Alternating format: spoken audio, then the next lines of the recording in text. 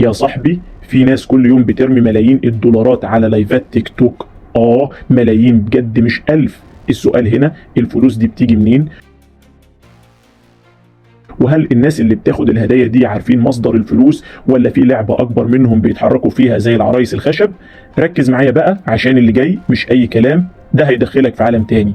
أهلا بيك في عالم هاروت إكس. وقبل ما نبدأ الرحلة دي اشترك في القناة وفعل الجرس علشان توصلك كل الحلقات الجديدة أول بأول، وسيب لنا رأيك في كومنت لأن كل كلمة منك بتفرق.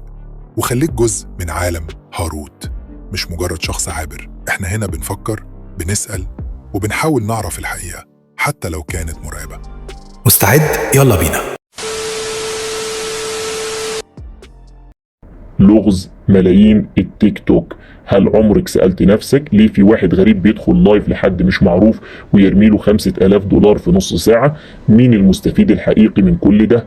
هل دي فلوس مغسولة بتدخل في سيستم تاني عشان تتنظف وتبان إنها فلوس شريفة؟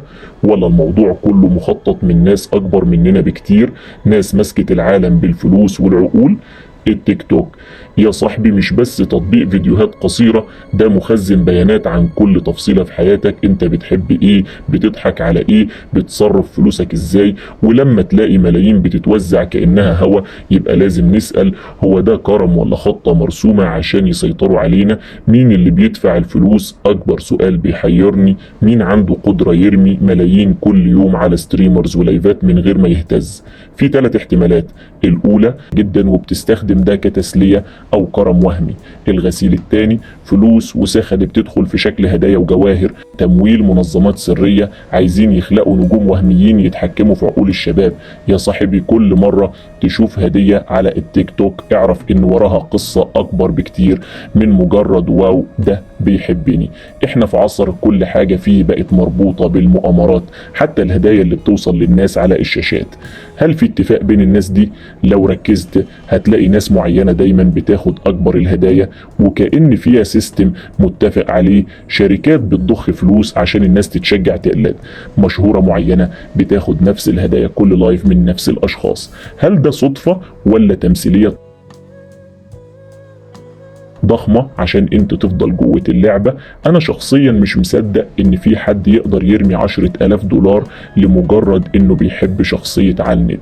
اكيد فيه اتفاق او كونسبت تسويق منظم بيوصل رسائل اكبر من مجرد دعم.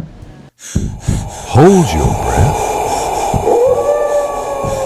معقولة لحد دلوقتي لسه ما عملتوش اشتراك في قناة هاروت اكس؟ يلا اشتركوا حالا واعملوا كومنت. Take your breath. دور التطبيقات الممنوعة. هل التيك توك بس اللي بيعمل كده ولا في تطبيقات تانية في ظل بتعمل كل حاجة حرام، من قمار لمحتوى شاذ لبيع أسرار؟ يا صاحبي في شركات أكبر من حكومات بتحكم العالم من خلال التطبيقات. اللي بيحصل في التيك توك مجرد مثال صغير جدا. احنا بنتكلم عن عالم بيديك شعور انك حر، لكن الحقيقة انك متسلسل، واللي بيحدد مصيرك هم اللي ماسكين الخيوط في الظل. الجمجمة والعظام. هنا بقى نوصل للجزء المظلم. لو عمرك سمعت عن جمعية الجمجمة والعظام سكال اند بونز هتعرف انهم ناس مش عادية. الجمعية دي تأسست في أمريكا من 1800. كل اللي مسكوا مناصب رئاسية كبيرة في أمريكا تقريبا مروا من عندهم معتقدات سرية وشعارات زي الجمجمة والعظمتين، رمز الموت والسيطرة. هل ممكن يكونوا وراء ألعاب زي التيك توك عشان يسيطروا على عقول الشباب؟ الفكرة مش بعيدة. كل مرة تضحك على فيديو لايف ترند أو ترمي هدية في حد قاعد بيحسب وبيضحك عليك. وهنا لازم أقولك لو مش مصدقني أنا هحط ليك فيديو كامل عن الجمجمة والعظام في أول تعليق، شوفوا بعينك.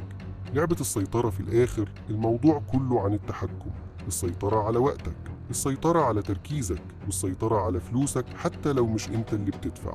الناس اللي بترمي ملايين على التيك توك ممكن تكون مجرد أدوات واجهة لفلوس ناس أكبر، ناس بتشتري بيها عقولنا واحد واحد. أنا مش بقولك ما تتفرجش على التيك توك، لكن بقولك ما تصدقش إن كل حاجة بريئة. فيه فلوس ضخمة بتتحرك ورا الكواليس ومنظمات سرية بتحط خطط على مدى سنين.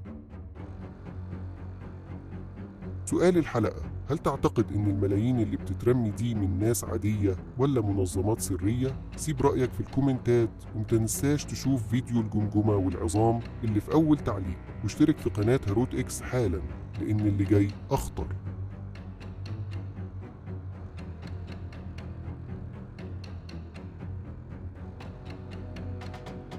معقولة لحد دلوقتي لسه ما عملتوش اشتراك في قناة هاروت اكس؟ يلا اشتركوا حالا واعملوا كومنت.